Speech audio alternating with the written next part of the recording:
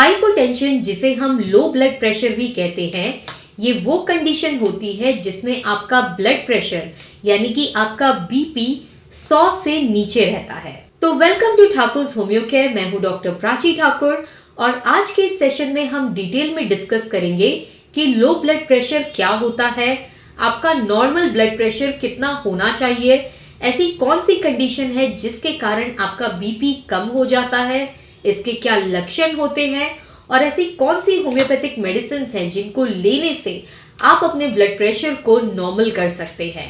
तो आगे बढ़ने से पहले बस एक छोटी सी रिक्वेस्ट, चैनल को प्लीज लाइक सब्सक्राइब शेयर जरूर करें और डेली बेसिस पे हमारे लाइव सेशंस होते हैं, आप उनको ज्वाइन कर सकते हैं और फ्री कंसल्टेशन आप हमसे ले सकते हैं।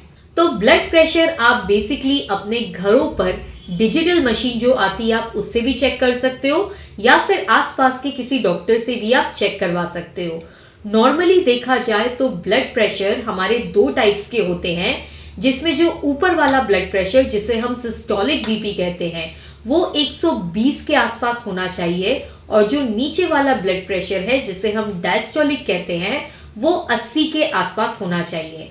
अगर आपका सिस्टोलिक बीपी 100 के नीचे है और आपका जो डायस्टोलिक बीपी है वो 60 या उसके नीचे है तो इस कंडीशन को हाइपोटेंशन यानी कि लो बीपी भी कहते हैं। अब लो ब्लड प्रेशर होने से आपका जो ब्लड है वो धीमी गति से या कम मात्रा में आपके सेल्स या ऑर्गन्स तक जाएगा, जिसके कारण वो ठीक से अपना काम नहीं कर पाएंगे।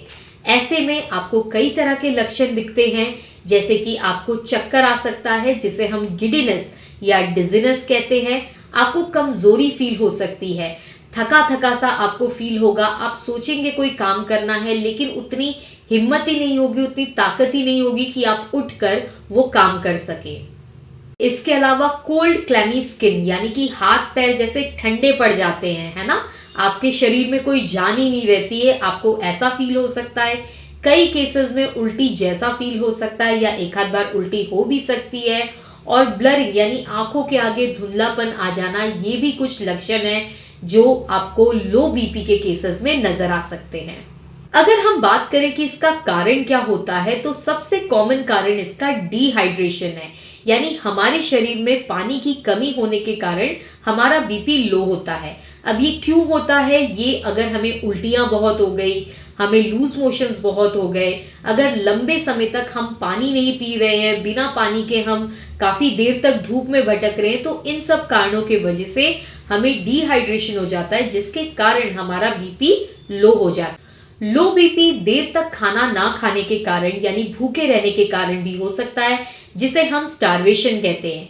कई बार हमारे शरीर में कई तरह की डेफिशिएंसीज होती है, आयरन की कमी होती है, विटामिन बी की कमी होती है, कई तरह की कमियां होती है जिनके कारण भी हमारा ब्लड प्रेशर कम हो सकता है यानी कि लो हो सकता है। कई बार जब हमें कई तरह के इन्फेक्शंस हो जाते हैं या हम लंबे टाइम तक बीमार रहते हैं तो ठीक से खाना पीना ना खाने के कारण भी हमारा बीपी लो हो जाता है, या फिर कई बार कुछ ऐसी मेडिकल कंडीशंस होती हैं जैसे कि थायराइड वगैरह, जिनके कारण भी हमारा बीपी लो हो सकता है। रीजन चाहे जो भी हो, होम्योपैथिक मेडिसिन बहुत इफेक्टिवली आपके ब्लड प्रेशर को नॉर्मल करने में मदद करती हैं, बट कुछ बेसिक टिप्स जिनको यूज करके आप मेडिसिन के बिना ही अपने ब्लड प्रेशर को स्टेबलाइज कर सकते। तो पहली टिप है ओरल रिहाइड्रेशन यानी कि ओआरएस।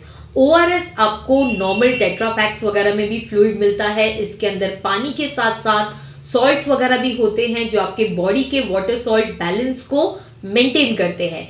अगर आपके पास ओआरएस अवेलेबल नहीं है तो आप घर में ये बना सकते हैं, 1 ग्लास पानी में थोड़ा सा नमक, थोड़ी सी चीनी और नींबू मिलाकर अगर आप लेते हैं तो उससे भी आपका जो ब्लड प्रेशर होता है वो बढ़ता है यानी कि नॉर्मल होता है। इसके अलावा कोई भी फ्लूइड्स जैसे कि नारियल पानी हो गया, कोई जूसेस हो गए, कॉफी हो गई, ये सारे जो चीजें होती हैं ये आपके ब्लड प्रेशर को इंस्टेंटली बढ़ाने में मदद करती है। तो अगर आपको बीपी लो है या हाइपोटेंशन है तो इन चीजों के सेवन करना आपके लिए फायदेमंद हो सकता है। ये सारी चीजें तो आप ले सकते हैं अगर आपका बीपी कभी अचानक से एकदम से कम हो गया तो ऑब्वियसली, बट क्लिनिक में जो हमारे पेशेंट्स आते हैं वो ऐसे पेशेंट्स होते हैं, स्पेशली फीमेल्स, जिनका ब्लड प्रेशर कॉन्स्टेंटली लो रहता है। अब आप दिन में 6 बार 8 बार तो कॉफी या ORS नहीं ले सकते, इनका ब्लड प्रेशर हमेशा लोअर साइड पे रहता है। तो ऐसे में होम्योपैथिक मेडिसिन आपको हेल्प कर सकती हैं आपके बीपी को नॉर्मलाइज करने में, और इसे थोड़े से लंबे टाइम तक अगर आप लेंगे तो आपका ब्लड प्रेशर नॉर्मल हो जाता है और फिर धीरे धीरे आपकी मेडिसिन भी छूट जाती है।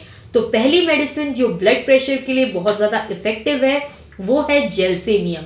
जेलसेमियम को आप 200 की पोटेंसी में लें और इसकी 2 बूंदे आप दिन में 3 बार लें। Gelsemium one of the best medicine है, हाइपरटेंशन के केसेस में बहुत रिलीफ देती है। इसके अलावा जो सिम्टम्स हम देखते हैं जिसमें आपको हाथ पैर ठंडे पड़ जाते हैं, आपको बहुत ज़्यादा कमजोरी फील हो रही होती है, थकान फील हो रही होती है, उसमें भी जेलसेमियम बहुत ज़्यादा मदद करती है। दूसरी मेडिसिन जो आपने लेनी चाहिए लो ब्लड प्रेशर के केसेस में वो है नैट्रोमुर। नैट्रोमुर को आप 30 की पोटेंसी में लें और इसकी 2 बूंदे दिन में 3 बार लें। वंस अगेन ये बहुत इफेक्टिव मेडिसिन है, ये आपके लो बीपी को नॉर्मल करने में काफी ज्यादा मदद करती है, प्लस आपको सिम्टोमेटिकली जो आपको कमजोरी, वीकनेस, चक्कर आ रहे हैं उससे भी आपको राहत दिलाती है। लास्ट में बात करूंगी एक पेटेंटेड होम्योपैथिक मेडिसिन की जिसका नाम है NLK ड्रॉप नंबर 12। ये खास लो ब्लड प्रेशर के लिए ड्रॉप्स हैं। इसमें कई सारी अच्छी होम्योपैथिक मेडिसिन है जैसे कि जेलसेमियम, जैसे कि अल्फा अल्फा, डिजिटैलिस, जो वंस अगेन आपके सर्कुलेटरी सिस्टम पे जाकर एक्ट करती है, आपके ब्लड प्रेशर को बढ़ा के उसको नॉर्मल करने में मदद करती है। तो NL12 के भी आप थोड़ा सा कप पानी ले, उसमें उसकी 10 बूंदे डालकर अगर आप दिन में 3 बार लेते हैं तो भी आपका ब्लड प्रेशर नॉर्मल हो जाता है। आई होप आपको ये वीडियो इन्फॉर्मेटिव लगा। आप कमेंट करके अपना फीडबैक दे सकते हैं और अगर आपका कोई टॉपिक ऑफ चॉइस है तो वो भी आप हमको बता सकते हैं। Thank you so much for watching.